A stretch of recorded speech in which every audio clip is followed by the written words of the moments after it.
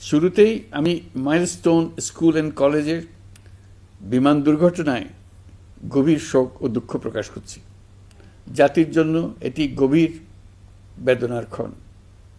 আমি এই ঘটনায় নিহতদের আত্মার শান্তি কামনা করছি। যারা এখনও হাসপাতালে চিকিৎসাধীন আছেন তাদের দ্রুত আরোগ্য কামনা করছি। এই ভয়াবহ দুর্ঘটনা আমাদের আরেকবার স্মরণ করিয়ে দিয়েছে চিকিৎসক ও স্বাস্থ্যকর্মীদের অবদান, তাদের পেশার মাহাত্ম্য। যখন চারপাশে শুধু আতঙ্ক, কান্না আর অজানা আশঙ্কা, তখন আপনারাই আমাদের আশার আলো। এই কঠিন সময়ে যারা ক্লান্তি ভুলে আহতদের সেবা দিয়ে যাচ্ছেন, আমি জাতির পক্ষ থেকে আপনাদের কৃতজ্ঞতা জানাচ্ছি। প্রিয় চিকিৎসকবৃন্দ, যুদ্ধের সময়ও আক্রান্ত ও আহতদের চিকিৎসা বন্ধ করা যায় না। এটা আন্তর্জাতিক আইনে স্বীকৃত। এর ব্যতিক্রম আমরা দেখেছি এই বাংলাদেশে 24শে জুলাই গণ অভ্যুত্থানের দিনগুলোতে। ফ্যাসিস্ট সরকার শুধু এদেশের ছাত্র শ্রমিক জনতার বুকে গুলি চালিয়ে থেমে থাকেনি, তারা সর্বোচ্চ চেষ্টা করেছে যেন কেউ হাসপাতালে চিকিৎসা না পায়। জুলাই আমাদের চিকিৎসক যোদ্ধাদের গল্প কোনো যুদ্ধক্ষেত্রের ডাক্তারদের গল্প কেউ হার মানায়। রাস্তায় ছাত্রদের পিটিয়ে রক্তাক্ত করে মেডিকেলে ঢুকেও তাদের উপর হামলা হয়েছিল। ডাক্তার নার্সদের হুমকি ধামকি, নানা রকমের বাধা দেওয়া হয়েছিল। শত শত ছেলে মেয়ে অন্ধত্ব বরণ করেছে, কারণ তারা সঠিক সময়ে চিকিৎসা পায়নি। নির্দেশ ছিল আন্দোলনে আহত কাউকে হাসপাতালে চিকিৎসা দেওয়া যাবে না। আপনারা পেছনের গেট দিয়ে আহতদের গোপনে চিকিৎসা দিয়েছে।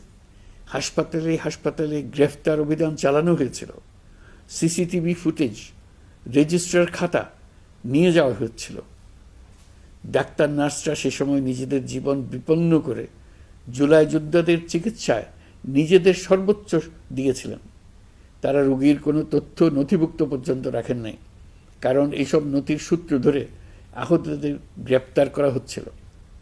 বিনামূল্যে দিনরাত গুলিবদ্ধ আন্দোলনকারীদের জীবন বাঁচাতে আপনারা সর্বোচ্চ ঝুঁকি দিয়ে চিকিৎসা দিয়েছেন। 2 চিকিৎসক বোনকে আমরা দেখেছি নিজ উদ্যোগে গ্যারেজের মধ্যে অস্থায়ী ক্লিনিক তৈরি করে চিকিৎসা দিয়েছেন। অনেকে নিজেদের ঘরের মধ্যে অস্থায়ী ক্লিনিক তৈরি করে চিকিৎসা দিয়েছেন। আপনারা নিজেরা ঝুঁকির মধ্যে ছিলেন, আপনাদের পরিবার ঝুঁকির মধ্যে ছিল, তবু পাহাড়সম বাধা পার করে আপনারা মানুষের জীবন বাঁচাতে এগিয়ে এসেছিলেন। আহতদের জন্য রক্তের সংকট ছিল। প্রশাসনের রক্তচক্ষু এড়িয়ে আপনারা রক্তের ব্যবস্থা করেছেন। আহতদের পরিচয় গোপন রাখতে ব্যবস্থাপত্রে অন্য নাম, অন্য রোগের তথ্য উল্লেখ করে তাদেরকে পুলিশের কাছ থেকে আড়াল করেছেন। প্রাইভেট ডাক্তাররা স্ব-উদ্যোগে প্রশাসনের চোখ এড়িয়ে সরকারি হাসপাতালে গিয়ে গোপনে চিকিৎসা দিয়ে এসছেন। রক্ত দেওয়ার জন্য সরঞ্জাম সরবরাহ ছিল না, আপনারা নিজেরাই এগুলোর ব্যবস্থা করেছেন। অ্যান্টিবায়োটিক, পেইন কিলারের মতো ওষুধও আপনারা নিজেরাই সরবরাহ করেছেন। আপনারা শুধু চিকিৎসক নন, আপনারা এই জুলাইয়ের অন্যতম নায়ক। আপনারা সাহস এবং মানবতা, দায়িত্ববোধের জীবন্ত প্রতিচ্ছবি।